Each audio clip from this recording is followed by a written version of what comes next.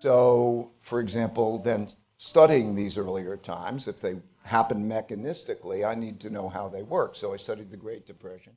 That's why we anticipated the 2008 financial crisis, because the same things happen over and over again, but sometimes not in our lifetimes.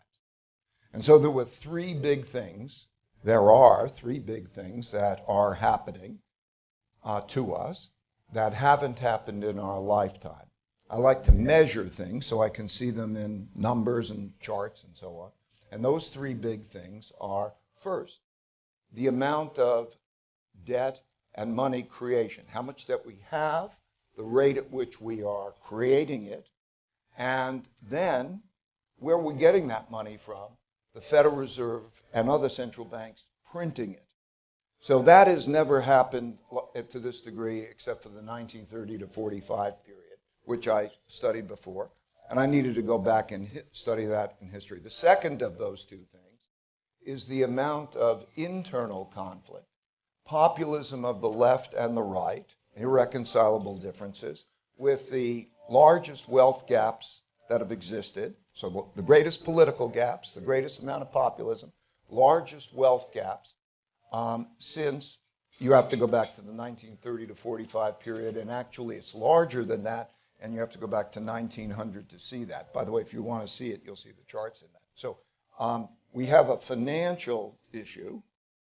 We have an internal conflict issue that has very big implications for how well our country is run, but also what does it mean for taxes? What does it mean for the value of assets? I need to understand that. And the third was international conflict. So in my whole lifetime, the United States was clearly a dominant power, and we were in the American world order. 1945, the United States became the leading world power, accounted for half world GDP. We had 80% of the world's money, because gold was money then, and we had a military monopoly.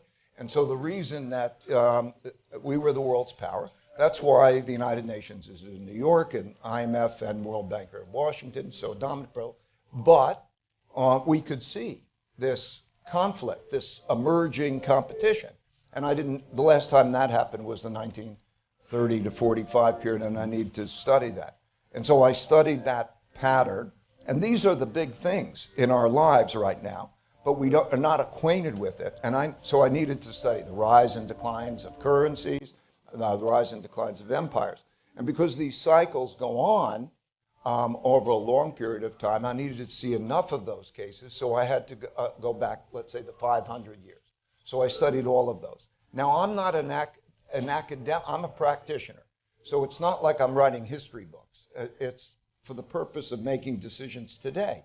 So what I learned there has been important in our positioning in the markets right now. So it's just that practical. But those are the three big things. I also saw in history that there were two other things that were very important.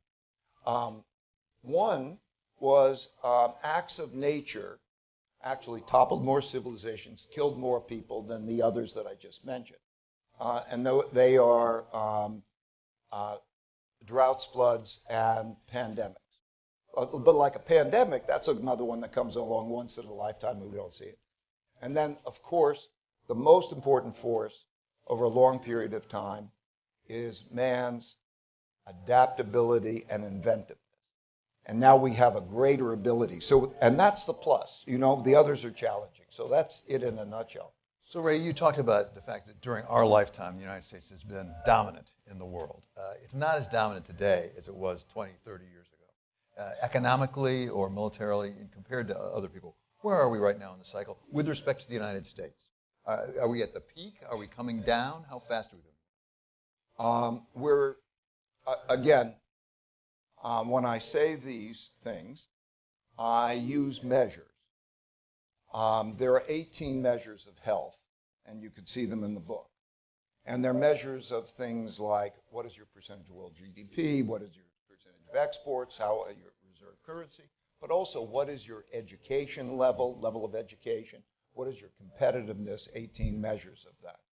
And we are in decline. We're declining on a relative basis, but even also some measures in an absolute basis.